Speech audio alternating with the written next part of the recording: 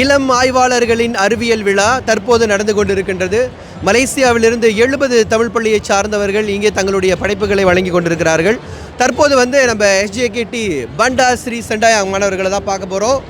Last time நீங்கள் பார்த்தப்ப தமிழ் பள்ளி மாணவர்களுடைய பேச்சாற்றல் என்பது எவ்வளோ பெரிய உயரத்துக்கு வளர்ந்துருக்கு அப்படின்றத நீங்கள் தெரிஞ்சுக்கணுன்றதுக்காக தான் இந்த சந்திப்பு. வணக்கம், எப்படி இருக்கீங்க? நல்லா இருக்கேன் சார். உங்கள் பேர் என்னையா? அஜிதேஷ் நாயுடு. அஜித் குமாரா? அஜிதேஷ் நாயுடு. அஜிதேஷ் நாயுடு. உங்கள் பேர்? செல்வமோகன் ரெங்கநாத். உங்கள் பேர்? ராம் சரண். நீங்கள்? எஷிகா. எஷிகா. ஸ்ரீ சிவானி. இப்போ இவங்க 5 பேரும் என்ன படைப்புகள் என்ன பண்ணியிருக்கீங்க? யார் மாணவர் தலைவருங்க? ஓ, நீங்கள் தானா? சொல்லியா, என்னையா பண்ணியிருக்கீங்க? Height versus stability. எங்களோட மேனிபுலேட்டிவ் வேரியபிள் வந்து ஹைட் ஆஃப் ஃபோம். எங்களோட ரெஸ்பாண்டிங் வேரியபிள் வந்து the angle where it begins to tip. வேற? Our aim is to investigate the relationship between the height of foam and the angle where it begins to tip.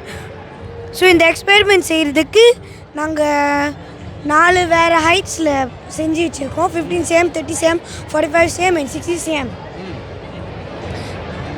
And then we mark the center of gravity. Center of gravity mark பண்ணி வச்சுருக்கோம்.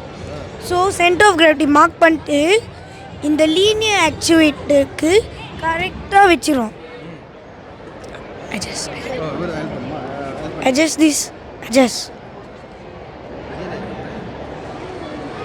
So இது கரெக்டாக இந்த centre of கிராவிட்டியை தொடணும்.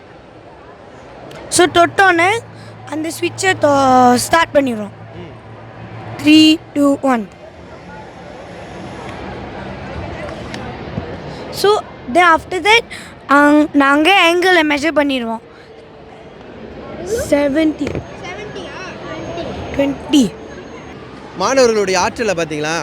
ஆய்வு என்பது அதாவது நீங்கள் நிறைய படித்த பிறகு மட்டும் இல்லை, தமிழ் பள்ளி மாணவர்களோட ஆய்வே உங்களுக்கு மிகப்பெரிய பிரமிப்பை ஏற்படுத்தும்.